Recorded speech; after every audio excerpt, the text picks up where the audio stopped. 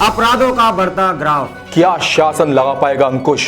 रोज बढ़ रहे हैं अपराध दर अपराध। क्यों बढ़ रहा है आखिर ग्राफ? क्या कर रहा है शासन और क्यों निरंकुश है प्रशासन?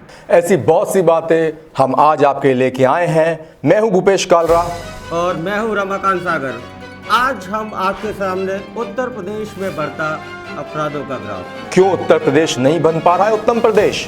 क्या है खामियां, क्यों बढ़ रहा है अपराध दर अपराध? क्या शासन लगाएगा इस पे अंकुश? इस बढ़ते हुए ग्राफ का कैसे होगा खात्मा? नमस्कार, प्रातः दर्पण न्यूज में आपका फिर एक बार स्वागत है। मैं हूं रमाकांत सागर और मेरे सहयोगी हैं इस समय भूपेश कालरा। आज हम चर्चा करेंगे उत्तर प्रदेश की बिगड़ती हुई कानून व्यवस्था। उत्तर प्रदेश क्यों नहीं बन पा रहा है उत्तम प्रदेश? क्या है खामियां, क्यों बढ़ रहे हैं ग्राफ? जुड़े रहिए हमारे साथ। हम इस समय सबसे बड़ी अपनी कवरेज लेके आ रहे हैं। हमारे साथ इस समय 10 रिपोर्टर, जी हाँ, हमारे 10 संवाददाता ग्राउंड से जुड़े हुए हैं हमारे साथ। हम आपको 10 जिलों की खबरें बताएंगे, वो खबरें जो सरकार की चूल्हे हिला देगी। क्यों सरकार निरंकुश है इस समय? क्यों नहीं अपराधियों पे लगाम लग पा रही है? बेखौफ है अपराधी, आखिर क्यों? सवाल आता है आखिर क्यों, और ये अहम मुद्दा है रमाकांत जी की। सवाल यही है कि शासन क्यों नहीं कर पा रहा है इन पे अंकुश। हमारे 10 संवाददाता ग्राउंड रिपोर्टिंग आज करेंगे और जैसा कि हमारा नाम है प्रातः दर्पण न्यूज, हम दर्पण दिखाएंगे अपने व्यूअर्स को यानी कि आपको, और बताएंगे शासन क्यों है निरंकुश। जी हाँ, आप भी लगातार हमारे साथ बने रहिए और हम शुरू करते हैं आगरा से। आगरा से हमारे संग जुड़ रहे हैं संवाददाता मुकेश ठाकुर। तो शुरुआत करते हैं हम आगरा से। आगरा के संवाददाता मुकेश ठाकुर हमारे साथ जुड़ चुके हैं। बात करते हैं मुकेश। विगत दिनों में आगरा में कुछ बड़ी घटनाएं हुई है। आप कुछ घटनाओं पर प्रकाश डालिए। कौन कौन सी बड़ी घटनाएं हुई हैं जिसमें प्रशासन बुरी तरीके से फेल था या खुलासे में समय लगा? जी, बात करें तो सबसे बड़ी घटना थाना कमलागढ़ क्षेत्र अंतर्गत महाकुंभ गोल्ड लोन चाटा की थी, जहां पर 6 बदमाशों ने दिन दहाड़े लूटपाट को अंजाम दिया और फरार हो गए। पुलिस ने त्वरित कार्रवाई करते हुए 2 लोगों को मुठभेड़ के दौरान अहमदपुर में गिरा दिया, जबकि एक व्यक्ति ने लूटकांड में वांछित था, उसने थाना कमलानगर में जाके खुद आत्मसमर्पण किया था। उसके बाद लगातार घटनाएं होती रही, परंतु जो लूटकांड का मास्टरमाइंड नरेंद्र लाला पुलिस से आज भी आत्म और मिचोली का खेल खेल रहा है। पुलिस के हाथ आने वाला नहीं है वो। मुकेश, सवाल सबसे बड़ा ये है, क्या ये घटना दिन दहाड़े हुई? जी, दिन दहाड़े हुई घटना से पुलिस थाना या चौकी कितनी दूरी पे थी?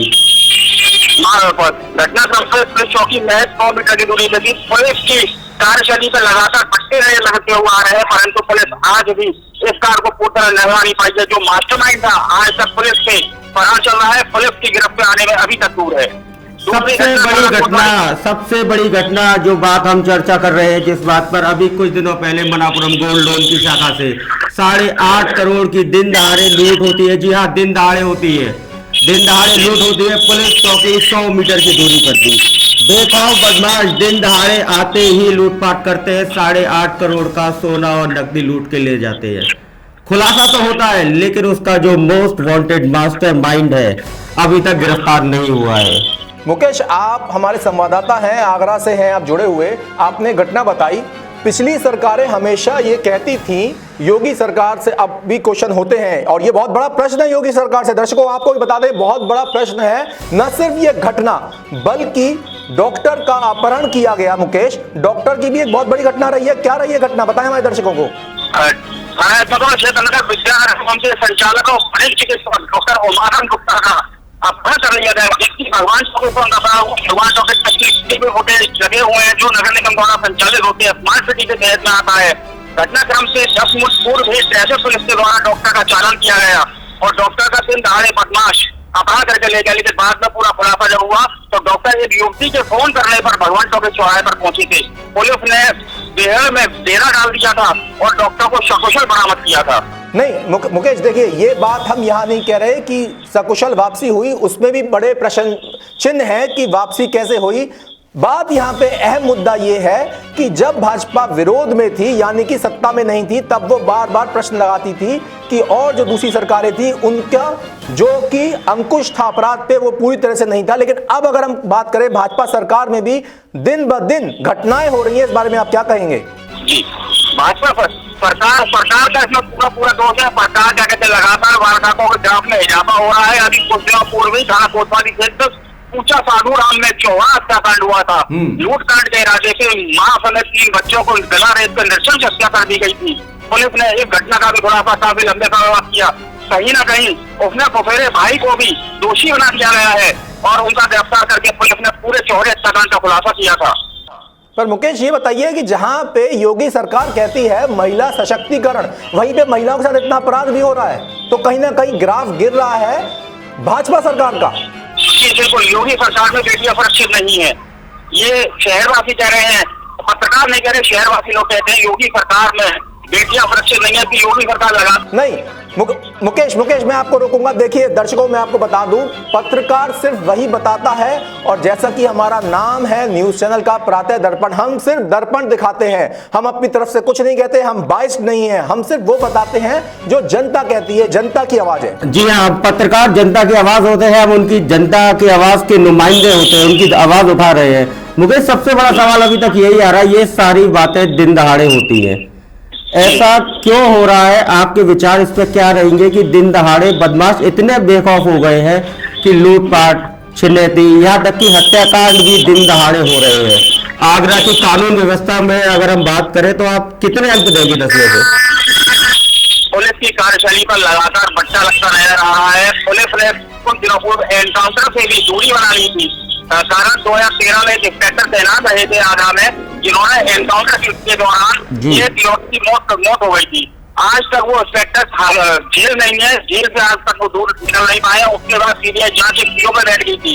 इस कारण पुलिस ने एनकाउंटर से दूरी बना ली थी और कोई एनकाउंटर पुलिस द्वारा नहीं किया गया।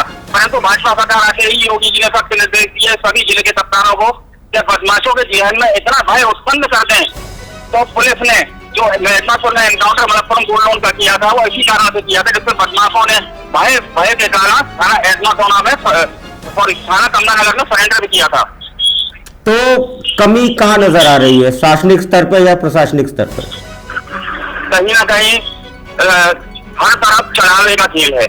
यदि कोई थाने जाता है तो थाने में उससे पैसे मांगे जाते हैं, यदि वो पैसा नहीं देता है तो मुकदमा दर्ज नहीं होता, थाने को दुत्कार के भगा दिया जाता है। लगातार हम पुलिस की कार्यशैली पे एक बड़ा प्रश्न चिन्ह लगा रहे हैं दर्शकों आपके सामने। आगरा में तमाम बड़ी घटनाएं होती है, दिन दहाड़े होती है, पुलिस की चौकियां थाने से चंद कदमों की दूरी पर होती है। दिन दहाड़े हो रही है हत्याकांड या लूट या छिनैती या डकैती, एक बड़ा प्रश्न चिन्ह लगा रही है सरकार की मंशा पे भी, साथ में पुलिस की कार्य प्रणाली पे। और कहीं ना कहीं रमाकांत जी, ये बात कहना अतिशयोक्ति नहीं होगी कि सरकार किसी की भी आए, पिसती जनता ही है। और सिर्फ आप ही के लिए दर्शकों, जी हाँ, सिर्फ आप ही के लिए आज हम ये स्पेशल शो लेके आए हैं, जिसमें आज हम दर्पण दिखाएंगे अपने नाम के अनुसार कि कैसे बढ़ रहा है उत्तर प्रदेश में क्राइम का ग्राफ। जी मुकेश, हमारे साथ बने रहिए, बने रहने के लिए धन्यवाद और जुड़े रहिएगा साथ में। अब हम चल रहे हैं प्रदेश की राजधानी लखनऊ के। तो इस समय हमारे संग जुड़े हुए हैं सत्यम मिश्रा, हमारे प्रदेश की राजधानी लखनऊ से। सत्यम, लखनऊ में वारदात कैसी है, ग्राफ बढ़ रहा है या कम हो रहा है, एक बार जरा संक्षेप में बताएंगे? जैसा कि मैं आपको बता दूं सर कि उत्तर प्रदेश में जब से सूबे के मुखिया उत्तर प्रदेश के मुख्यमंत्री योगी आदित्यनाथ जी की सरकार बनी है, तब से सर देखने को मिला है कि उत्तर प्रदेश की राजधानी लखनऊ में जो है ग्राफ कम हुए हैं और कानून व्यवस्था में काफी सुधार देखने को मिला है। लेकिन जिस तरीके से सर एनकाउंटर के मामलों में तेजी देखने को मिल रही है, कहीं ना कहीं ये प्रदेश सरकार से सवालिया निशान खड़े कर रहे हैं। तो कुछ बड़ी घटनाएं जो हालिया हुई है विगत दिनों में, कुछ जो बड़ी घटनाएं हैं, कुछ एक घटना का हमें संक्षेप में बताएंगे? जैसा कि सर अभी अम्बेडकर नगर से मामला आया था, एक शिक्षक की जो है गोली से भूनकर हत्या कर दी गई और उस प्रकरण में अभी तक जो है किसी की धरपकड़ नहीं हो पाई है। तो ये कहीं ना कहीं सर सरकार के लिए एक बड़ी कमियां है और कानून व्यवस्था में सुधार की जरूरत है। और ऐसे ही मामले सर तरह तरह के देखने को मिलते हैं, जैसे कि प्रतापगढ़ हो गया, अयोध्या हो गया, और भी जगहों से बाराबंकी हो गया, तमाम जगहों से सर कुछ न कुछ ऐसे मामले देखने को मिल रहे हैं। सत्यम, आप लखनऊ से हैं और हमारे प्रदेश की राजधानी लखनऊ है, सारा मंत्रिमंडल वहां बैठा हुआ है, मुख्यमंत्री वहां बैठे हुए हैं। लखनऊ के बारे में आप क्या बताएंगे? लखनऊ के बारे में जैसा कि देखा जाए तो लखनऊ का जो सर्कल ग्राफ चल रहा है सर वो एक तरीके से अभी बेटर चल रहा है, लेकिन कहीं ना कहीं यहाँ पे भी सर कुछ न कुछ सुधार करने की जरूरत है। तो जो अभी जो सुधार आप बता रहे हैं थोड़ा बहुत दिख रहा है, वो क्या चुनावी मद्देनजर या चुनावी रणनीति का हिस्सा? जी सर, जैसा कि आप बात कर रहे हैं चुनाव की, तो मैं आपको बता दूं कि पिछले जो चुनावी नतीजे रहे, चाहे वो जिला अध्यक्ष का चुनाव हो या फिर जिला पंचायत का चुनाव रहा हो, उसमें अगर देखा जाए तो भारतीय जनता पार्टी का ग्राफ बढ़ा है और कहीं ना कहीं भारी मतों से जो है इनके प्रत्याशी विजयी हुए हैं। तो कहीं ना कहीं हो सकता है कि ये चुनावी रणनीति को लेकर जो है ये सुधार देखने को मिल रहा हो, और अभी जो सुधार करने के लिए बाकी है उसके लिए जो है विपक्ष के नेता पीछे सवाल भी करते रहे हैं और हमेशा जो है संसद में मुद्दे सत्यम, मैं आपको बीच में रोकना चाहूंगा। आपने अभी जिला पंचायत की बात करी, पूरे प्रदेश भर में जिला पंचायत हर जगह कहीं ना कहीं, अगर ये कहना गलत नहीं होगा कि उसकी कुर्सी को काबिज किया गया है, तो कहीं ना कहीं आप इस बारे में क्या कहेंगे? ये भी तो कहीं ना कहीं एक ऐसी चीज है, अगर हम सिर्फ क्राइम की बात ना करें तो ये भी तो कहीं ना कहीं जिला पंचायत की कुर्सी को हत्याया गया है। जी, कहीं ना कहीं ये भी किसी ना किसी रूप से, परोक्ष रूप से क्राइम में ही आता है, क्राइम की श्रेणी में ही आता है, दूसरे की कुर्सी को हत्या लेना। चुनाव का जो अगर प्रपत्र, जी आप ये प्रपत्र कहना चाह रहे हैं, अगर चुनाव का प्रपत्र डाला है महिला ने तो उसको रोका गया है? नहीं, मैं कह रहा हूँ चुनाव के लिए महिला जा रही है, उसकी साड़ी खींची जा रही है, जी ये भी देखने को मिला था। तो सत्यम, इस बारे में आप क्या कहेंगे? जैसा कि सर मैं आपको बता दूं कि तमाम जगहों से ये आरोप लगाए गए थे कि वहां पे जो है प्रत्याशियों को जो है जो विपक्ष दल के नेता थे उनको, उनके नामांकन को रोका गया और जबरदस्ती जो है मतदान कराया गया लोगों को। तो तमाम आरोप लगे, लेकिन सारे आरोप अगर अभी देखा जाए तो प्रदेश सरकार के बीजेपी प्रवक्ताओं द्वारा ये आरोप निराधार बताए गए और ये जांच का विषय बनता है कि इसमें आखिर कितना सत्यम। निराधार तो कोई भी पक्ष होता है वो अपने आप को बेगुनाह बताता है और सारी चीजें बताई जाती है कि निराधार है, लेकिन ऐसा नहीं है। कुछ चीजें हमने भी देखी थी। अब साड़ी खींचना किसी महिला की, ठीक है, एक तरफ तो सरकार बात करती है महिला सशक्तिकरण की, महिला बेटी बचाओ बेटी पढ़ाओ, दूसरी तरफ सरेआम, फिर मैं रिपीट कर रहा हूं, सरेआम दिन दहाड़े एक महिला की साड़ी खींची जा रही है। सत्यम, ये एक बहुत बड़ी घटना है। क्या ये उत्तर प्रदेश सरकार की कैसी राजनीति है? अगर साड़ी खींची गई थी, माना अभद्रता हुई थी, तो उस पर अभी तक कोई कठोर कार्रवाई क्यों नहीं हुई है? कौन थे वो लोग? क्या वो चिन्हित अभी तक क्यों नहीं हुए हैं? कितने सवालिया निशान लगाऊंगा मैं सरकार पे, सरकार की मंशा पे, सरकार की कार्यप्रणाली पे, कितने सवालिया निशान? सत्यम, क्या कहेंगे इस बात पे? जी सर, अगर जैसा कि देखा जाए तो एक तरफ बेटी पढ़ाओ बेटी बचाओ तमाम योजनाओं पे प्रदेश सरकार और भारत के मुख्यमंत्री प्रधानमंत्री का कहना है कि जो है बेटी पढ़ाओ बेटी बचाओ योजनाओं पे काफी जोर दिया जा रहा है, लेकिन सर चाहे वो केंद्र हो या राज्य सरकार हो, हर जगह से सर कहीं न कहीं सवालिया निशान खड़े हो रहे हैं। आए दिन एक से एक मामले देखने को मिल रहे हैं और लोगों से बात करने पे भी वो भी काफी आक्रोश में, अगर इस मुद्दे को लेकर लोगों से, हमारे संवाददाता जाकर लोगों से बात करते हैं तो लोगों में काफी आक्रोश दिखाई देता है और उनका कहना ये होता है कि इसमें सुधार की जरूरत है और फास्ट ट्रैक कोर्ट बनाई जाए जो कि जल्द से जल्द ऐसे मामलों का निपटारा किया जाए। सबसे बड़ी बात है सत्यम, मैं बीच में टोक रहा हूं आपको, सबसे बड़ी बात है सुधार की गुंजाइश। 4.5 साल हो चुके हैं, अब सुधार की गुंजाइश कहां रह जाती है? अब बात होती है चुनाव की, आगामी चुनाव 2022 में चुनाव है, तो सुधार की गुंजाइश तो रही नहीं जाती है, या कहीं ना कहीं हम सीधे प्रत्यक्ष तौर पे ये बोल रहे हैं कि सरकार विफल रही है इन चीजों पे लगाम लगाने में। जो अपराधों का ग्राफ है वो घटता नजर नहीं आ रहा है। अगर एक जिले की बात करें तो हो सकता है किसी जिले में ग्राफ कम हो, लेकिन ओवरऑल अगर हम पूरा का पूरा रिपोर्ट कार्ड दिखाएं, हम बात करें प्रदेश की, तो इस उत्तम प्रदेश को, जैसा कि कहा जाता है कि हम उत्तम प्रदेश बनाएंगे उत्तर प्रदेश को, इस उत्तम प्रदेश को आप कितने नंबर देंगे 10 में से? अगर सर उत्तर प्रदेश की नंबरिंग की बात की जाती है तो यहाँ पे 10 में से सर कहीं ना कहीं 5 या 6 नंबर अगर दिया जाएगा जो है, क्योंकि क्या है कि जनता पूरी तरीके से संतुष्ट नहीं दिखाई दे रही है। दूसरा खेमा जो है गरीब तबका, किसान जो वर्ग का जो आदमी है वो परेशान दिखाई दे रहा है, उसको हर जगह तक लाइनों में लगना पड़ रहा है। कोरोना जैसी वैश्विक महामारी में लोग परेशान दिखाई दिए, लॉकडाउन में सर उनको काफी समस्याओं का सामना करना पड़ा। आज वो बेरोजगार होकर घर बैठे हैं, उनके लिए सर रोजगार की कोई जो है सरकार के द्वारा कोई प्रबंधन नहीं किया गया है, इसलिए सर लोगों में भी आक्रोश दिखाई दे रहा है। और अगर हमारे द्वारा ये नंबरिंग की गया तो 5 मैक्सिमम 5 या 6 नंबर। तो सबसे बड़ी बात है कि 5 नंबर 10 में से 5, यानी सरकार पास तो हो रही है लेकिन प्रथम श्रेणी में पास नहीं हो रही है, घिसट के पास हो रही है। और सत्यम, हमारे पास अभी और भी संवाददाता हैं, आपसे चलते चलते एक आखिरी और लेकिन अहम सवाल है, जिसे कहते हैं last but not the least. सवाल यह है, सरकार कह रही है तीसरी लहर आएगी, उसका अंदेशा है। आप राजधानी में बैठे हैं, लखनऊ से हमारे संवाददाता हैं, आप बताएं ग्राउंड रिपोर्ट क्या है वहां पे? क्या ऑक्सीजन की पूरी व्यवस्था है, पहले से ही तैयारी है? क्योंकि जो दूसरी लहर के लिए कहा गया था तब बाद में सरकार ने कहा था हमको पता नहीं है, लेकिन अब तो तीसरी लहर का अंदेशा है। अब क्या तैयारियां हैं राजधानी में? बाकी जिलों को भी हम बात करेंगे, दर्शकों आपको बताएंगे, लेकिन अभी लखनऊ से हमारे संवाददाता सत्यम मिश्रा हमारे साथ हैं, जो कि बताएंगे तीसरी लहर का लखनऊ में क्या इंतजाम है। बिल्कुल सर, बहुत सही क्वेश्चन किया आपने। जो है अगर तीसरी लहर की बात की जाए तो जिस तरीके से सब गवर्नमेंट के द्वारा यह दावे की जा रही है कि हमने पुख्ता इंतजाम कर दिए हैं, चाहे वो वैक्सीनेशन के क्षेत्र में हो, वेंटिलेटर के क्षेत्र में हो, या फिर जो है ऑक्सीजन के क्षेत्र में हो, लेकिन देखा जाए तो सर वैक्सीनेशन को लेकर अभी सरकार मैक्सिमम विफल रही है, क्योंकि जो है जो इनका गवर्नमेंट का पोर्टल है उस पर सर वैक्सीनेशन के लिए ऑनलाइन नहीं हो पा रहा है। जो गरीब तबके के लोग हैं, किसान हैं, जिनके पास ऑनलाइन सिस्टम नहीं है वो कि ऑनलाइन कर सके, आरोग्य सेतु ऐप चला सके, सब उनके लिए काफी कठिनाइयों का सामना करना पड़ रहा है। वो अभी वैक्सीन की पहली भी डोज नहीं ले पाए हैं सर। तो ऐसे में अभी इन लोगों तक ये सुविधाएं, गांव-गांव में कैंप लगाना और इन लोगों तक वैक्सीन पहुंचाना सर, ये नितांत आवश्यक है। अगर हम लखनऊ की बात करें तो सर लखनऊ में भी सेम समस्याएं देखने को मिल रही है। लोग सुबह से लेकर शाम तक अपॉइंटमेंट, जिनके पास लैपटॉप, फोन, स्मार्टफोन भी है, वो सुबह से लेकर शाम तक सर ऑनलाइन करते रहते हैं, लेकिन उनको शेड्यूल नहीं मिल पाता है।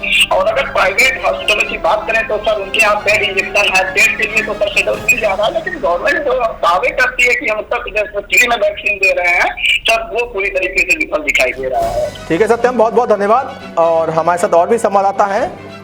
तो ये थे सत्यम मिश्रा, हमारे लखनऊ के संवाददाता। इन्होंने सरकार को, योगी सरकार को पास तो कर दिया है, लेकिन डिस्टिंक्शन से नहीं, प्रथम श्रेणी से नहीं, मात्र पास है। एक एवरेज 5 नंबर दिए हैं 10 में से। तो कहीं ना कहीं ये भी एक बड़ा सवाल है। अगले रिपोर्टर हमारे संग जो लाइन पे जुड़ रहे हैं, राहुल पांडे अंबेडकर नगर से। जी हाँ दर्शकों, एक बार फिर बताना चाहूंगा, इस समय हमारे संग 9 संवाददाता हमारे मौजूद हैं। आगरा से बात हो चुकी है, आगरा से हमारे संवाददाता जुड़े थे, लखनऊ राजधानी की बात हो चुकी है। अब हम बढ़ते हैं अंबेडकर नगर की तरफ। अंबेडकर नगर से हमारे संग है राहुल पांडे। तो बात करते हैं राहुल जी, इस समय क्या स्थिति चल रही है अंबेडकर नगर की? कानून व्यवस्था कैसी है? कानून व्यवस्था जैसे कि आपको हम बता देना चाहते हैं, कानून व्यवस्था यहाँ अम्बेडकर नगर की लगभग ठीक ही है, लेकिन कुछ जगहों पे जो थाना अध्यक्ष हैं वो अपने तरीके से मनमानी करते हैं। हालांकि पुलिस की खाकी जो धूमिल होती है, लेकिन एसपी साहब जो लोग लिए रहती हैं, ये काफी कानून व्यवस्था ठीक ठाक कायम किए हुए हैं, जब से आए हैं। राहुल, आप अंबेडकर नगर से हैं और डीजीपी साहब ने ये बयान दिया था कि लॉ एंड ऑर्डर को हम बिगाड़ने नहीं देंगे, और उसके लिए एडीजी साहब, कप्तान, सबको ये दिशा निर्देश दिए गए थे। लेकिन अब आप बता रहे हैं थाना अध्यक्ष अपने हिसाब से चलते हैं, तो इसका मतलब लॉ एंड ऑर्डर पूरी तरह से चरमरा गया है, आप ये कहना चाह रहे हैं? जी जी जरूर जरूर जरूर, क्योंकि कहीं कहीं ऐसे थानों पे मनमानी इस तरीके से आता है, जो अपने तरीके से कार्रवाई करते हैं, कानून को खुद धज्जियां उड़ाते हैं। बहरहाल उसको अपने खाते को धूमिल करते हैं, लेकिन उस पर जो है एसपी साहब एक कार्रवाई करते हैं। नहीं, एसपी साहब कार्रवाई करते हैं या पूरी पुलिस व्यवस्था चाक चौबंद है या धूमिल है? खाकी की छवि आप कह रहे हैं धूमिल है, तो कहीं ना कहीं पुलिस की जो व्यवस्था है वो चाक चौबंद है या नहीं?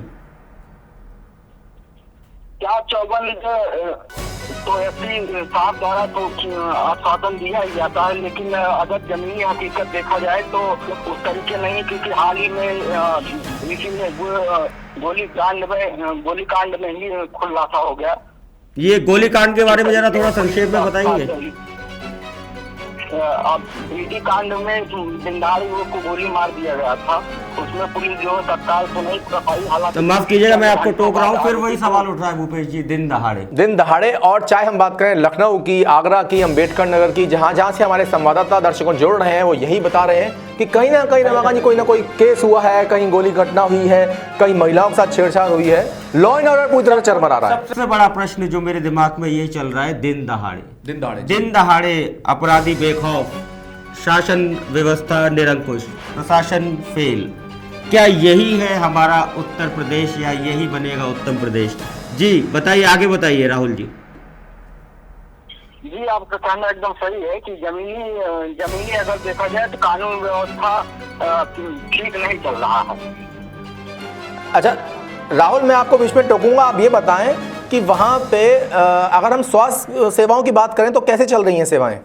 स्वास्थ्य सेवाएं से जुड़ी हुई खबर ये है कि मतलब कि अस्पतालों में फिलहाल अभी 108 का हाल ही में धरना प्रदर्शन भी था, उसकी वजह से तमाम दिक्कतें आई थी। हालांकि फिर से कुछ उनकी मांगों को माना गया।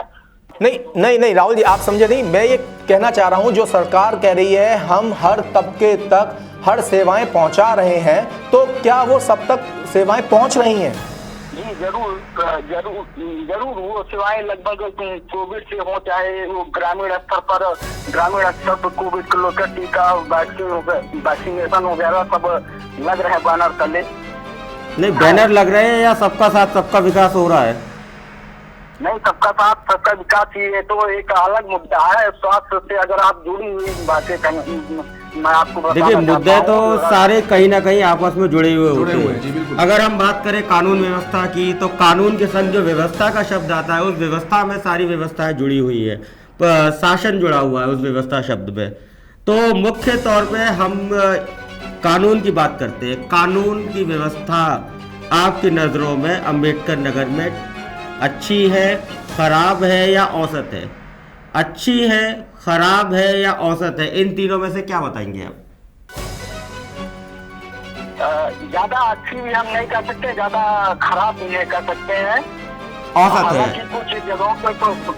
कुछ जगहों पे ऐसा है कि थाना अध्यक्षों की वजह से, थाना अध्यक्ष की वजह से और छोटे जो कर्मचारी हैं उनकी वजह से खाली कहीं न कहीं धूमिल होती है, सर्वसार होती है। देखिए, तो वही तो मैं बात कहना चाह रहा हूँ। अगर व्यवस्था पूरी तरह चाक चौबंद होती है तो ऐसी नौबतें नहीं आती है। कानून व्यवस्था कहीं ना कहीं लचर है। मानते हैं आप या नहीं मानते हैं? जी जरूर। तो राहुल जी, अभी आपने जिक्र किया था जो गोलीकांड हुआ था, तो क्या उसके बारे में आप थोड़ा बताएंगे विस्तार से? क्या घटना रही, कब हुई, कुछ एक संक्षेप में थोड़ा सा बताइए उसके बारे में। ये घटना कल की है। आपने टीवी चैनल पर इसको खबर भी फ्लैश करा। जी बिल्कुल, हाँ, उसी खबर के बारे में आपसे जानना चाह रहे हैं। जी आप जी बताइए। जो मृतक है उनकी पत्नी ही, मतलब इसके पीछे उनका हाथ था, ऐसा बताया जा रहा था पुलिस अधीक्षक महोदय द्वारा। हालांकि कुछ चंद घंटों बाद उनको पकड़ लिया गया। सुल्तानपुर जिले की रहने वाली थी, पड़ोसी जनपद है। तो वही सवाल फिर आता है, खुलासे हो रहे हैं वो ठीक है, सरगर्मियां बढ़ रही है वो ठीक है, लेकिन अपराधी इतने बेखौफ कैसे हैं कि दिन दहाड़े करके वारदात चले जाते हैं, उसके बाद खुलासे तो होते ही रहते हैं। ये तो बात है कि उनको खाके का कोई खौफ नहीं है। बिल्कुल, खाकी का खौफ। क्या कहा राहुल जी, एक बार फिर आप फिर से बताएं। राहुल जी, एक बार फिर से बताइए, आप क्या कह रहे थे? आप मुझे सुन पा रहे हैं राहुल जी? आवाज आ रही है आप तक? जी एक बार आप फिर से बताएं, क्या कह रहे थे? खाकी का, आप सुन पा रहे हैं राहुल जी? आवाज आ रही है आप तक?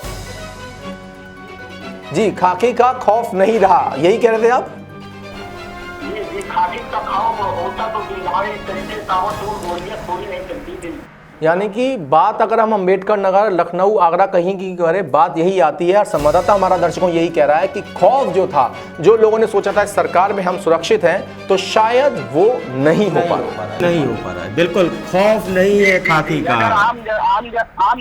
आम जनता सुरक्षित महसूस नहीं कर रही। किसी को दिन दहाड़े गोली मार दी जा रहा, किसी हाथापाई हो रही है, तमाम ऐसी जनपदों से खबरें आती रहती हैं। बिल्कुल, आप ये कहना चाह रहे हैं, चाहे वो लूट हो, चाहे छिनैती हो, चाहे अपहरण हो, या दिन दहाड़े किसी को गोली मार दी जाती है, अपराध और अपराधी दोनों बिल्कुल निरंकुश है, खुलेआम हो रहे हैं, पुलिस के आंखों के सामने या यूं कहीं नाक के नीचे हो रहे हैं, लेकिन कानून व्यवस्था लचर है, बेबस है। शासन प्रशासन इस समय बिल्कुल ढीला चल रहा है। हमारे साथ जुड़ने के लिए राहुल बहुत बहुत धन्यवाद, क्योंकि और भी संवाददाता हमारे साथ इस समय लाइन पे हैं। दर्शकों, हम लगातार आपको बता दें, लखनऊ, आगरा, अंबेडकर नगर, ये जो हमारी यात्रा चल रही है सिर्फ आप लोगों के लिए। हम आपको हर जिले से जहां हमारे संवाददाता हैं आपको ग्राउंड रिपोर्ट बताएंगे और असल चीज बताएंगे, क्योंकि जो आप देखते हैं और प्रातः दर्पण का वादा है आपके सामने दर्पण। जी हाँ, जितनी भी चीजें हम आपको दिखा रहे हैं ये तमाम हालिया घटनाक्रम को लेकर ही है, जो कानून व्यवस्था के ऊपर आज हम खास चर्चा कर रहे हैं। ये हालिया घटनाओं से सबक लेते हुए हमने आज ये खास चर्चा यहाँ पे आयोजित की है। अगला राहुल, संग बने रहने के लिए बहुत बहुत धन्यवाद। अब हम बढ़ रहे हैं मुरादाबाद की तरफ। हमारे साथ संवाददाता मनोज कश्यप जुड़ेंगे मुरादाबाद से। दर्शकों, तो इस समय मुरादाबाद से हमारे संवाददाता मनोज कश्यप जुड़ चुके हैं। मनोज, कानून व्यवस्था कैसी है मुरादाबाद में? जी, मैं कानून व्यवस्था की बात करना चाहूँ तो मुरादाबाद में कानून व्यवस्था पूरी तरह से ठप हुई पड़ी है। जहाँ योगी आदित्यनाथ द्वारा लगे जगह महिला हेल्प डेस्क बनाई थी महिला सशक्तिकरण को लेकर, लेकिन जो पूरी तरह से फेल होती साफ से नजर आ रही है। जहाँ महिला की कोई सुनवाई नहीं होती, एक महिला एसएसपी कार्यालय के बाहर 16 दिन से धरने पर बैठी है, लेकिन उसको अभी तक कोई कार्रवाई नहीं की गई, आरोपी गिरफ्तार नहीं किए गए हैं। सिर्फ पुलिस प्रशासन आश्वासन देता है महिला। मनोज, ये जो घटनाक्रम है थोड़ा सा बताएंगे? 16 दिन से महिला धरने पर बैठी है, बहुत बड़ी बात है। एक तरफ सरकार कहती है बेटी बचाओ बेटी पढ़ाओ, दूसरी तरफ ऐसे ही वाक्य प्रदेश में हर जिले में नजर आ रहे हैं। जरा ये घटनाक्रम बताइए थोड़ा सा, ये क्या वाक्य है 16 दिनों से जो महिला धरने में बैठी हुई है? जी, मैं आपको बताऊं, पूरा मामला ये थाना मंझौला इलाके का है, जहां 7 महीने पहले एक उसकी नाबालिग बेटी का अपहरण कर लिया जाता है किसी शख्स के द्वारा। उसको महिला द्वारा शिकायत की जाती है और पुलिस लगातार महिला को आश्वासन देती है कि उसको में कार्रवाई की जा रही है, लेकिन कोई अभी 7 महीने बीच बाद जाने के बाद भी कोई आरोपी गिरफ्तार नहीं किया गया है और न ही किसी की गिरफ्तार की गई है, न महिला कहने के बाद भी। मनोज, वरिष्ठ पुलिस अधीक्षक के कार्यालय में महिला 16 दिन से धरना प्रदर्शन कर रही है, क्या एसएसपी महोदय ने आके उससे बात नहीं करी?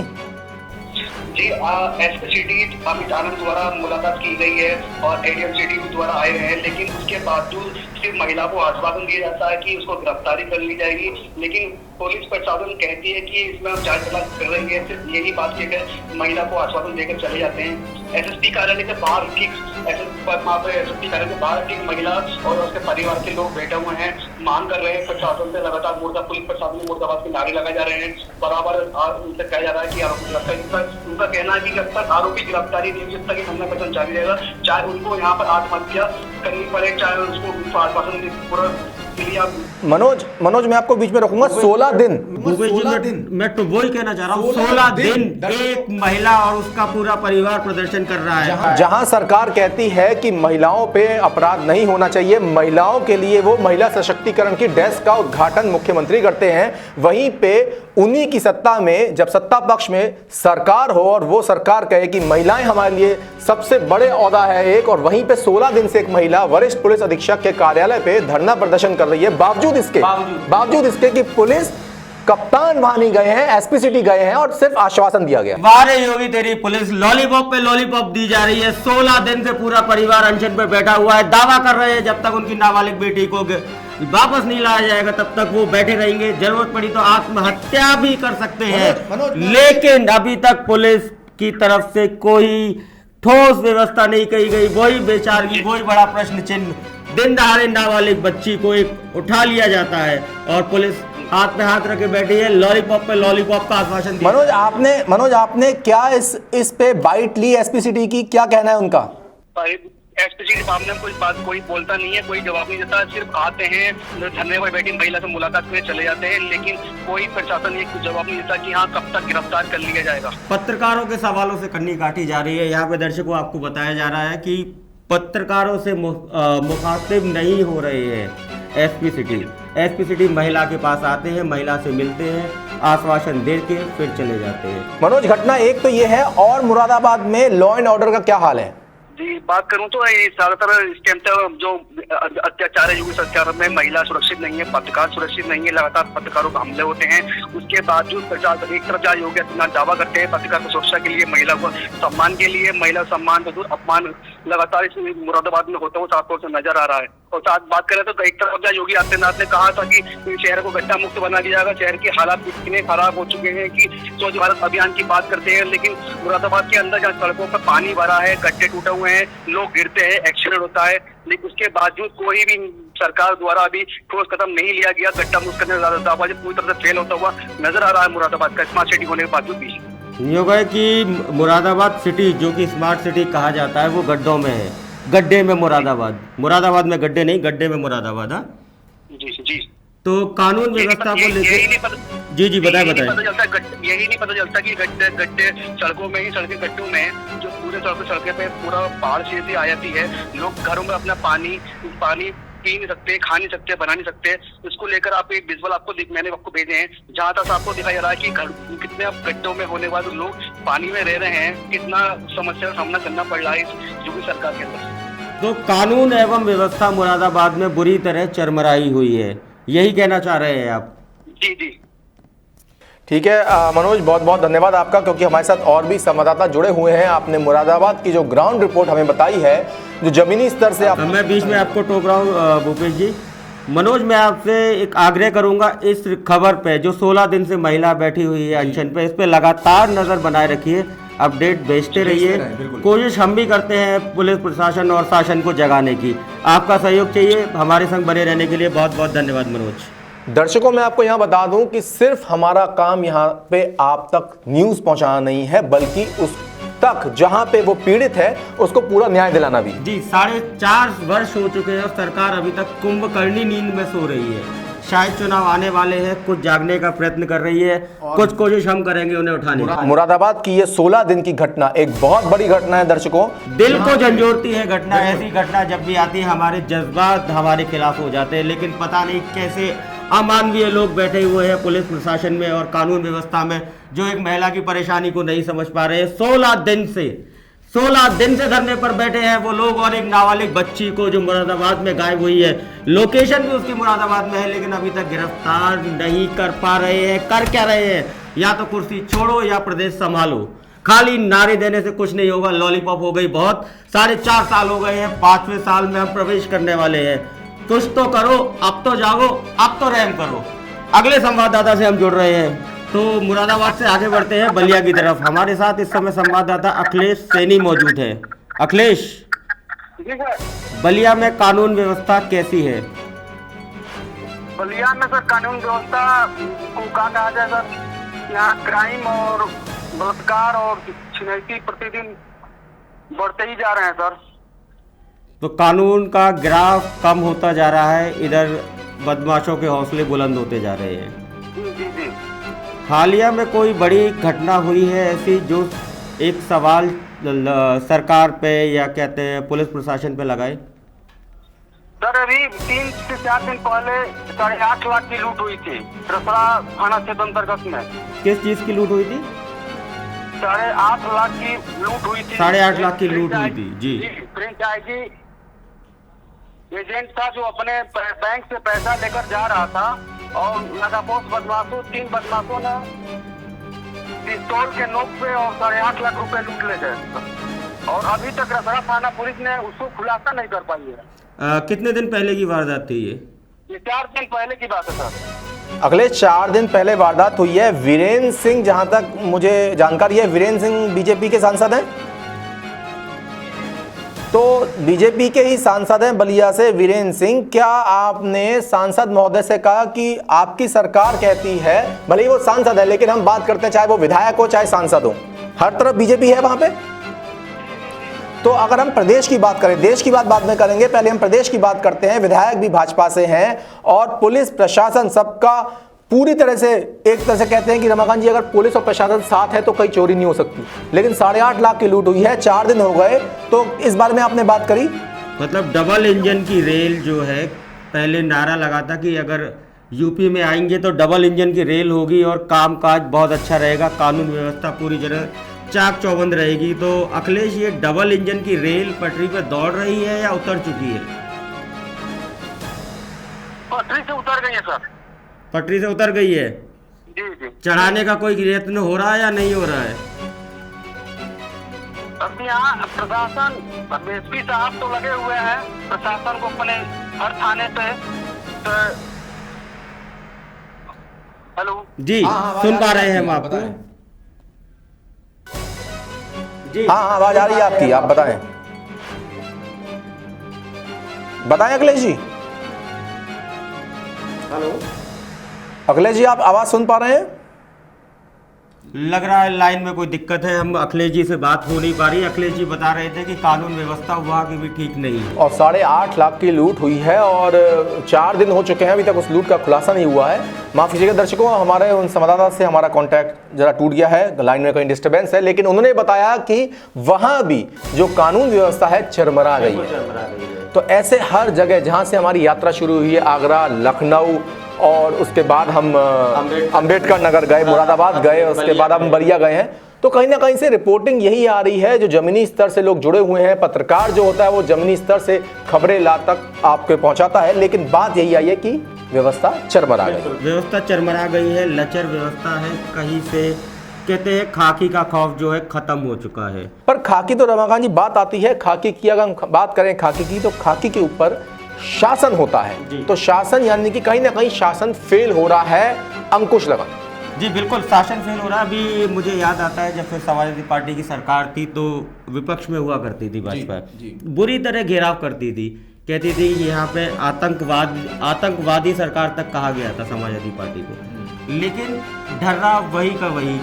अब जो विपक्ष था वो सत्ता पक्ष हो गया है, चीज़ें वही की वही, कानून व्यवस्था वही की वही, अगर हम देखा जाए तो बल्कि और ख़राब थोड़ी सी हो चुकी है। पर यहाँ ये बात दर्शकों को बताना जरूरी है कि दर्शकों, हम किसी पार्टी के नहीं हैं। आपको फिर से बता दें, हमारा किसी पॉलिटिकल पार्टी से कनेक्शन नहीं है। पत्रकार का या पत्रकारिता का कहीं भी कनेक्शन नहीं होता। पत्रकार सिर्फ एक तरह से कहते हैं विरोधी ही होता है। जो भी सरकार सत्ता में होती है वो उस पर प्रश्न लगाता है अगर वहां पे शासन प्रशासन फेल हो रहा है तो। जी हम पत्रकार हैं, हम आपकी आवाज़ है, आपकी आवाज़ उठा रहे हैं, हम वो दिखा रहे हैं जो आप बता रहे हैं, वो दिखा रहे हैं जो कैमरे में रिकॉर्ड हो रहा है। हम अपनी तरफ से कुछ नहीं कह रहे हैं, ग्राउंड लेवल की रिपोर्टिंग है। अभी तक बलिया, आगरा से लगाकर हम बलिया तक का पड़ाव तय कर चुके हैं। ऐसा नहीं है कि सपा सरकार में, बसपा सरकार में, हमने पिछली सरकारों में भी वही बात रखी है जो आज भी हम रख रहे हैं। हमारा सवाल किसी दर्शकों पॉलिटिकल पार्टी से नहीं है, हमारा सवाल सिर्फ उस सत्ता में बैठी हुई पार्टी से है जो सत्ता में बैठती है। सिर्फ सवाल उनसे है, क्योंकि आपकी ये जिम्मेदारी है और नैतिक जिम्मेदारी है कि आप कानून व्यवस्था को संभालें। जी कहते हैं पत्रकार सरकार का स्थायी विरोधी होता है। बिल्कुल ठीक है, विरोधी इसलिए नहीं होता है कि हम गलत चीजें दिखाएं, विरोधी इसलिए होता है कि हम सरकार को जगाते रहते हैं, प्रश्न चिन्ह लगाते रहते हैं कि यहाँ कमी है। सरकार का काम है कि वो चीज़ें देखे, घटनाक्रम से सबक ले, उन्हें सुधारे, कानून व्यवस्था चाक चौबंद करे, क्योंकि सूबे का एक जो मुख्यमंत्री होता है वो पिता की भूमिका में होता है। पिता की भूमिका में सूबे का मुख्यमंत्री, तो बाकी जनता उसके बच्चे हैं, बच्चों के ऊपर अपना हाथ रखे, संरक्षण दे और कहते हैं कि सबका साथ सबका विकास, जो भाजपा का नारा है, सबका विकास करे। कानून व्यवस्था प्रथम सबसे पहले आती है, कानून व्यवस्था चाक चौबंद रखे। आगे चलते हैं, पड़ाव अभी हम आधे पड़ाव पे पहुंचे हैं, बलिया तक। और बलिया से हमारा कनेक्शन भले ही टूट गया, लेकिन हम अगले संवाददाता पे जा रहे हैं। उससे पहले कबीर साहब का दोहा याद आ रहा है कि निंदक नियरे राखिए। तो पत्रकार एक निंदक ही होता है जो सरकार को जगाता है, और बिना साबुन के और बिना नहाए अगर सरकार पत्रकारों की बातों पे विश्वास करे और सच्चाई पे विश्वास करे तो वो हमेशा सत्ता सुख भोग सकती है। अगला हमारा जिला जैसा कि आ रहा है, हम चलते हैं अगले जिले की तरफ अपने और आपको बताएंगे आगे की कहानी। बलिया के बाद हम बात करते हैं लखीमपुर खीरी की। लखीमपुर खीरी से पवन दीक्षित हमारे संग जुड़े हुए हैं, हमारे संवाददाता है। पवन, लखीमपुर में कानून व्यवस्था कैसी है? जी, पूर्ववर्ती सरकारों के कानून व्यवस्था पर गौर किया जाए तो जब से ये सरकार बनी हुई है तो कानून व्यवस्था में काफी सुधार देखने को मिल रहा है। और जो थाने चौकियों के हालात थी, काफी समस्याएं हुआ करती थी, लेकिन इस सरकार में जो लाइन ऑर्डर है कानून व्यवस्था का, वो काफी बेहतर देखने को मिल रहा है।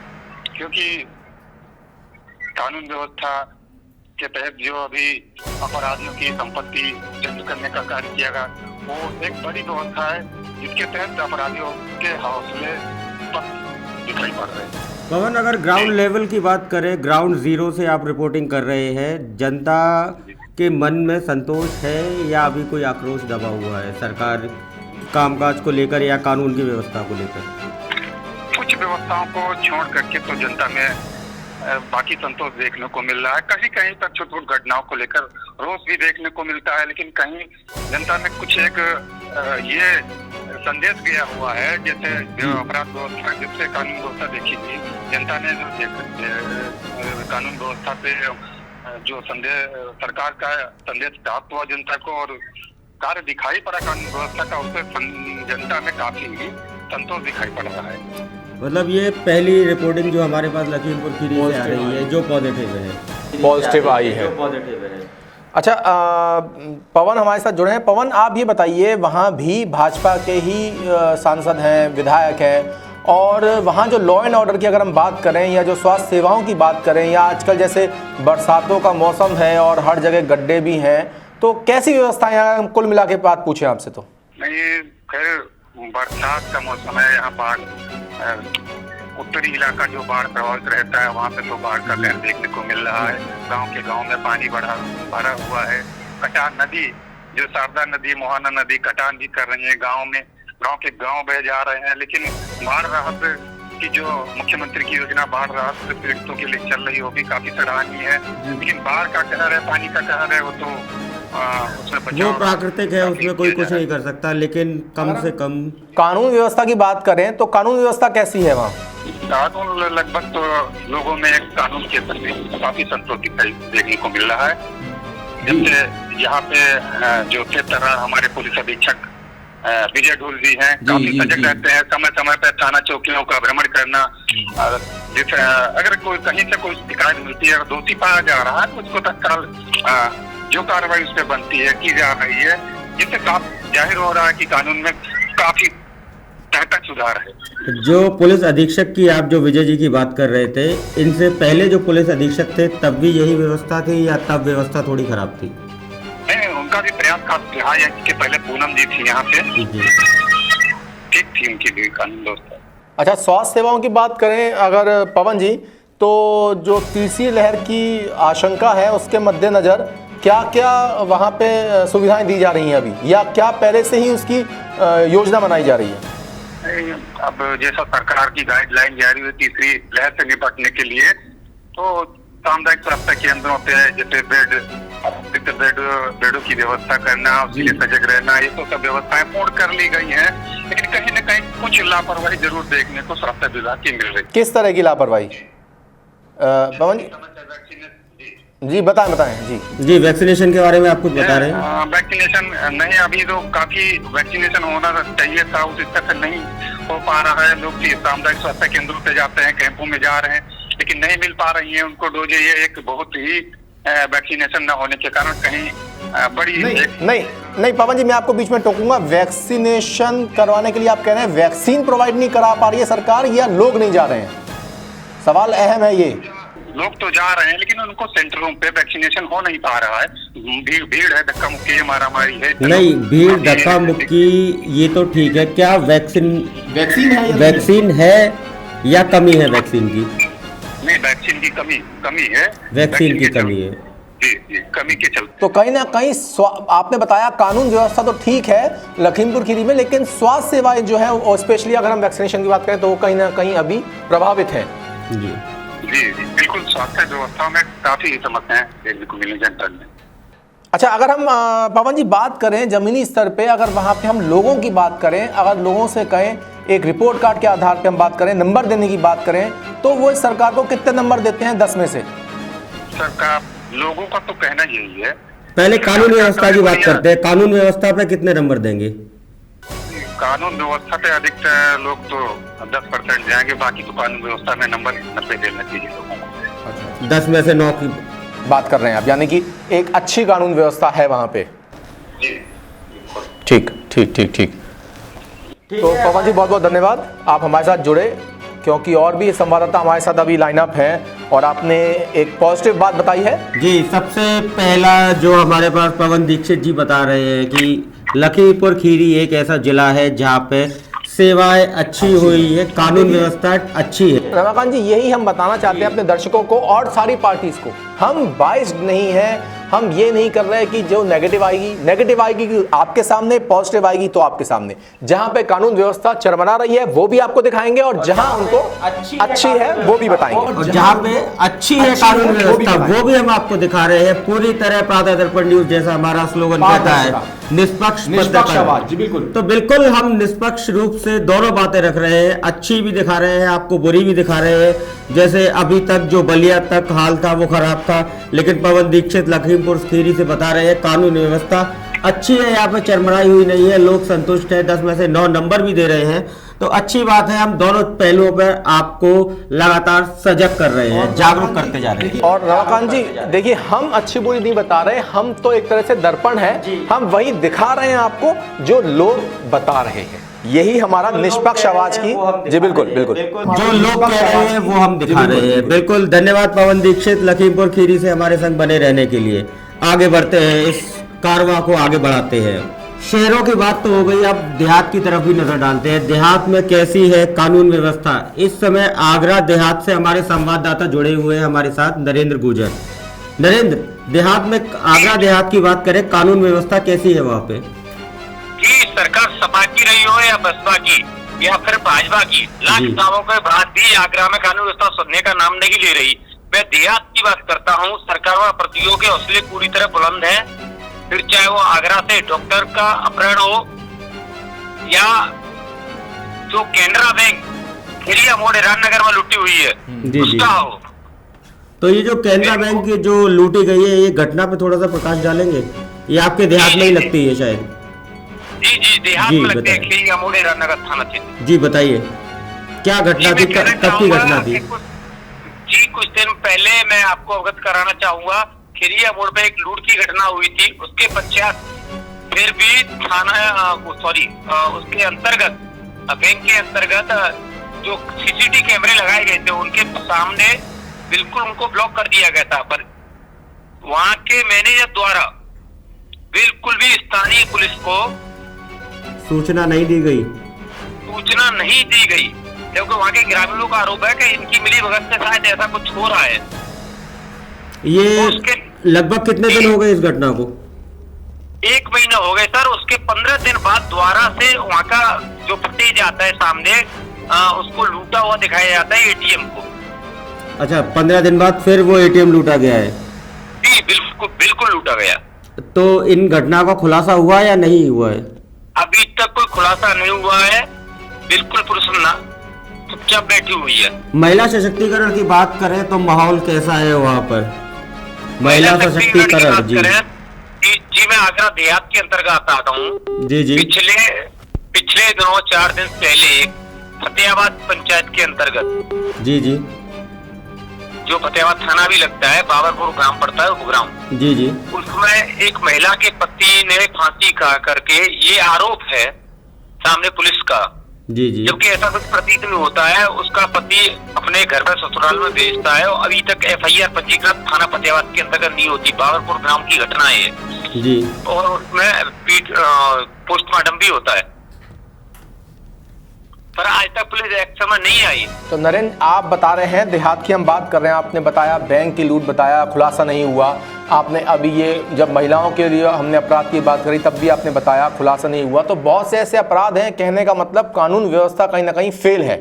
बिल्कुल कानून व्यवस्था ध्वस्त है सर, बिल्कुल कोई सुनवाई हो नहीं रही। अगर महिलाओं की बात करते हैं तो उस महिला का आज 8 दिन हो गए पति को खत्म हुए, वो इंसाफ की लड़ाई लड़ रही है। उसके खिलाफ थाना फतेहाबाद के अंतर्गत FIR तक पंजीकृत नहीं हुई, ऊपर से महिला को धमका के भगा दिया कि आप ही खुद फंसोगी। नहीं तो यानी कि अभियोग पंजीकृत नहीं कराया जा रहा है, और इतनी बड़ी ठप हो चुकी है, इतनी बड़ी अगर कोई घटना होती है उसका अभियोग पंजीकृत नहीं कराया जाता है, तो ये सीधा सवालिया निशान है कानून व्यवस्था पे। सवालिया निशान क्या ये कहे, ये सारे वाकया जितने भी हो रहे हैं, फिर वही बात आती है, दिन दहाड़े चीजें होती है, लूटपाट होती है, रेप होते हैं, क्या नाम है आपकी, छिनैती होती है, बदमाशी होती है, हत्याकांड भी होते हैं, लेकिन खुलासे नहीं हो रहे। जी खुलासे हो भी रहे हैं, चलो ये भी मान लें कि कुछ खुलासे हो भी रहे हैं, कुछ मामलों में खुलासे होते हैं, लेकिन अपराधियों में डर क्यों नहीं है? जो ये घटनाएं रुकने के नाम नहीं ले रही है, बावजूद इसके बढ़ती जा रही है ये चीजें। नरेंद्र, और कुछ क्या कहना है आपका? क्या नाम है पूरे, अगर हम एक बात करें कि कानून व्यवस्था लचर है, किस तरह के सुधार की गुंजाइश है या अभी ऐसे ही चलेगा? क्या आपको लग रहा है सर इन सारी चीजों पे? सर महिलाओं की बात करें तो हम छत्तीसगढ़ की बात कर रहे हैं हम, तो फतेहाबाद के अंदर महिला को धमकाया जाता है एसएसआई द्वारा। जी क्या हमारे पास साक्ष्य है और उनसे ये कहा जाता है उल्टे तुम फंसोगे, और जबकि महिला यहाँ पे ज्यादा प्रताड़ित हो, ससुर और जेठ और जिठानी से जाती है, एप्लीकेशन देखी जाती है सर थाने में। सबसे बड़ी बात ये आती है, मतलब जनता की कोई सुनवाई नहीं है। बिल्कुल। दूसरे दिन उसके पति की मृत्यु सबसे बड़ी बात आती है। जी जी, ये तो पति की मृत्यु हो जाती है। ऐसे ही हमने एक घटनाक्रम अभी आया था कि मुरादाबाद की जो बात हो रही थी, 16 दिन से एक परिवार धरने पर है, उनकी बेटी लापता है, उसे पुलिस अभी तक आश्वासन दे रही है। दूसरी घटना जो हमें आगरा देहात की देखने को मिल रही है, जहाँ एक पीड़िते का पति की मृत्यु हो जाती है और पुलिस उल्टा पीड़िता को धमका रही है। यही बताना चाह रहे हैं ना आप नरेंद्र? जी जी जी। तो ये कैसा कानून व्यवस्था है, ये कैसा जंगल राज है जहाँ पे पीड़ितों की सुनवाई नहीं हो रही है? सर यहाँ सिर्फ तानाशाही जी के अलावा सीओ फोन नहीं उठाते, पत्रकार अगर पूछे एसडीएम फोन नहीं उठाते, वीडियो फोन नहीं उठाते। नहीं, पर नरेंद्र मैं आपको रोकूंगा। ये सीयूजी नंबर तो इनको इसलिए प्रोवाइड किए जाते हैं कि आपको फोन उठाना है। सरकार भी कहती है कि हर जो भी उस थाने में है या फिर वो एसडीएम है या जहां भी है, जो भी अधिकारी है, फोन जरूर उठाएगा। जी, सक्षम अधिकारियों पे खास तौर पर निर्देशित किए जाते हैं कि आपको फोन उठाने हैं, लेकिन बावजूद उसके फोन नहीं उठाए जा रहे हैं। बड़ी शर्मनाक चीजें हैं ये। कानून व्यवस्था में लोगों का भरोसा टूटता जा रहा है। आगरा देहात की हम बात कर रहे हैं। इस समय लोग सुरक्षित महसूस नहीं कर रहे हैं, उल्टा पीड़ितों पे ही पुलिस दबाव बना रही है। धन्यवाद नरेंद्र, आपने बहुत जानकारियां दी हमें। और अब हम हाथरस से भी जुड़ेंगे क्योंकि हमारे संवाददाता और भी हैं। तो आपने टोटल बताया कि कानून व्यवस्था चरमरा रही है। आगरा देहात की बिल्कुल लचर है, इस समय बिल्कुल चरमरा चुकी है। धन्यवाद नरेंद्र, साथ देने के लिए, समय अपडेट करने के लिए धन्यवाद। जी थैंक यू सर। तो हमारे साथ अब दर्शकों दीपेश भारद्वाज जो कि हाथरस से हमारे संवाददाता हैं, लाइन पे जुड़े हुए हैं। दीपेश, आपको हमारी आवाज सुन पा रहे हैं आप? दीपेश जी, अगर हम बात करें हाथरस की, तो कानून व्यवस्था का वहां क्या हाल है? जी, आपको बता दें कि हाथरस में इस समय जो वर्तमान कप्तान है ब्रिजेश जायसवाल जी, इनके समय में जो इनकी कार्यप्रणाली है उसके में कानून व्यवस्था बहुत सुधर गई है। और जो अपराधी है वो या तो जिला कोर्ट से भाग रहे हैं या खुद ही थानों में जाकर सरेंडर कर रहे हैं कि मुझे मेरी जान बख्शी जाए, मैं अब जो और मैं कभी हाथरस जिले के अंदर जुर्म नहीं करूंगा। तो कुल मिला के देखी जाए तो हाथरस जिले के अंदर जो कानून व्यवस्था है वो बिल्कुल सही चल रही है। छोटे मोटे अगर अपराधों की बात छोड़ दी जाए तो बड़ा कोई संगठित क्राइम या ग्रोह क्राइम सभी कुछ हाथरस में बंद है। ग्रोह क्राइम कोई भी नहीं है। अपहरण हत्या जैसी वारदातों पर यहाँ पूर्ण रूप से अंकुश लग चुका है। कुल मिला के है कि अभी जो हाथरस की कानून व्यवस्था है वो बिल्कुल ठीक है। जी, इससे पहले की कानून व्यवस्था कैसी थी? पुलिस अधीक्षक जो इनसे पहले थे, तब के बारे में कुछ बताएं। जी, उससे पहले कानून व्यवस्था की स्थिति ये थी कि थानों में पीड़ित जो जाते थे तो पीड़ितों की जो शिकायत थी वो ये थी कि उनकी रिपोर्ट ही दर्ज नहीं की जाती है। अगर रिपोर्ट दर्ज कर ली जाए तो मामले का खुलासा नहीं किया जाता था। उनकी कुल मिला के थानों में सुनवाई नहीं होती थी। और यही कारण था कि पूर्व कप्तान के समय में एक भूलगढ़ी कांड हुआ था जो देश का चर्चित कांड था, जिसमें एक बिटिया के साथ दरिंदगी की कुछ 4 लोगों के द्वारा दरिंदगी की गई थी और उसके दुष्कर्म के बाद हत्या कर दी गई थी, जो देश में चर्चित कांड के रूप में रहा था, जिसके कारण पूर्व कप्तान का भी यहाँ से शासन के द्वारा ट्रांसफर कर दिया गया था। वहीं वर्तमान कप्तान ब्रिजेश जायसवाल के द्वारा आकर स्थिति पर अंकुश लगाया गया था और तब से लेकर कानून व्यवस्था की जो स्थिति है वो कुल मिलाकर अभी ठीक है। और चिंता के हिसाब से कहें तो इस समय पुलिस की जो प्रणाली है वो कुल मिलाकर ठीक चल रही है। जी बिल्कुल सही कह रहे हैं आप, क्योंकि भूलगढ़ी से हमने लाइव करने की कोशिश करी थी, तब पुलिस की हमने वो दिखाई थी। बहुत सारी ऐसी चीजें थी जो पत्रकारों को अंदर नहीं जाने दे रहे थे, उनसे अमानवीय तरीके से बात हो रही थी, अभद्र भाषा का प्रयोग भी किया गया था, यानी कि कई काफी पूरे देश को शर्मसार करने वाली घटना थी। लेकिन ये बहुत अच्छी चीज बता रहे हैं आप, इस समय जो घटनाक्रम है बिल्कुल उलट चुका है। वहां पे जिस घटना से देश शर्मसार हुआ था, आज की वास्तविकता में कानून व्यवस्था जो है वो चाक चौबंद है, लचर नहीं है। अच्छा, अगर हम बात करें, जैसे आपने बताया कि अपराधियों पे पूरी तरह से अंकुश है, अपहरण की कोई घटना नहीं हो रही है और पुलिस अधीक्षक आप बता रहे हैं बहुत सही है और उन्होंने कमान संभाल रखी है। अगर हम बात करें स्वास्थ्य सेवाओं की तो वहाँ कैसा हाल है? जी आपको बता दें, स्वास्थ्य सेवाओं के मामले में हाजत की व्यवस्था काफी लचर है यहाँ पर। जो वर्तमान जो सीएमओ है, उन्होंने भी 1 महीने पूर्व चार्ज संभाला है। लचर व्यवस्थाओं के कारण पूर्व सीएमओ राठौर का यहाँ से शासन के द्वारा ट्रांसफर कर दिया गया है। और यहाँ की जो व्यवस्था है, स्वास्थ्य विभाग की अगर बात करें तो स्वास्थ्य विभाग की जो स्थिति बहुत ज्यादा अच्छी नहीं है। यहाँ मरीजों को सबको इलाज नहीं मिल पाता है। छोटे छोटे एक्सीडेंटल केस आते हैं, उन्हें यहाँ के जिला अस्पताल से तत्काल अलीगढ़ रेफर कर दिया जाता है। यहाँ पर उनको इलाज देने का प्रयास नहीं किया जाता है। कहीं ना कहीं मैं आपको रोक रहा हूँ देवेश जी, मैं ये कहना चाह रहा हूँ कि जैसे आपकी बातों से मुझे लगा पिछले अधिकारी वो सही नहीं थे, तो चीजें क्राइम का ग्राफ है बहुत तेजी से बढ़ रहा था। इस बार अधिकारी है, सक्षम अधिकारी है, रोक पा रहे हैं, चीजों को हैंडल कर पा रहे हैं, क्राइम का ग्राफ नीचे जा रहा है।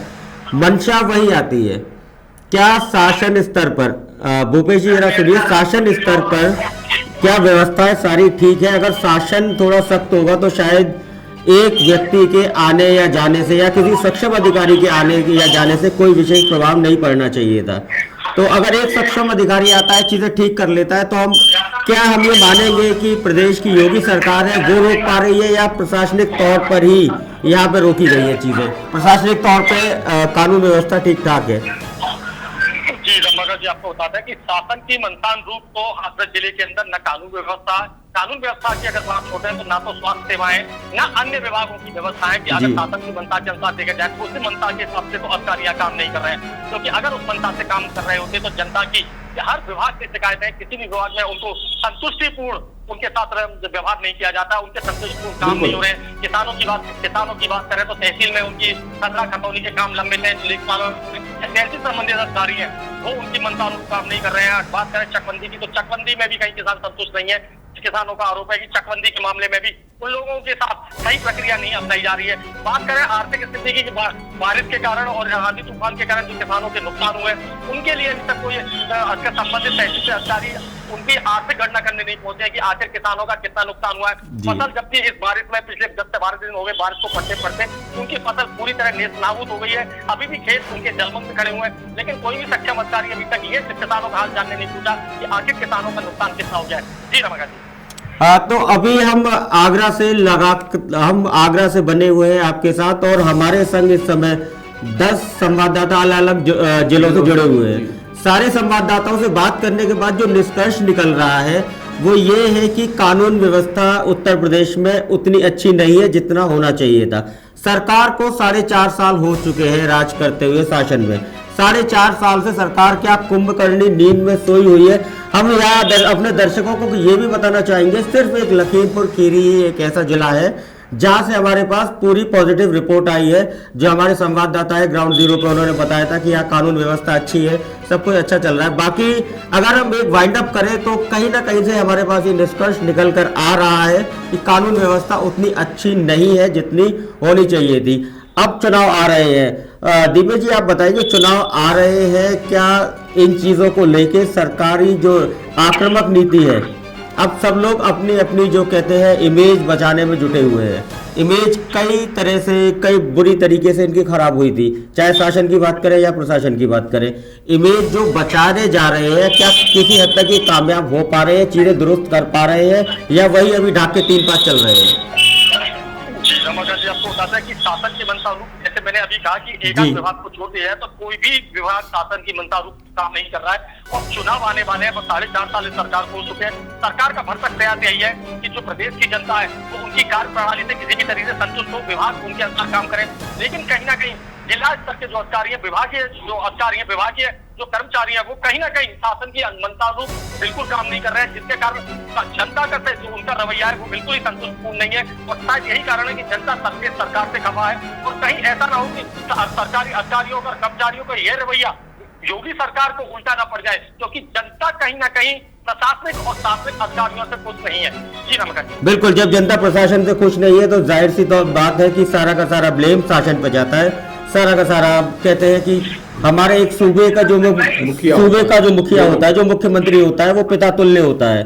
जब पिता, यहाँ यूपी की जनता उसके सारे बच्चे हैं, अगर बच्चे ही संतुष्ट नहीं है, बच्चे ही खुश नहीं है, कानून व्यवस्था लचर है या अन्य व्यवस्था ठीक नहीं है, तो कहीं ना कहीं जनता का भरोसा उठता है अपने मुखिया के ऊपर से।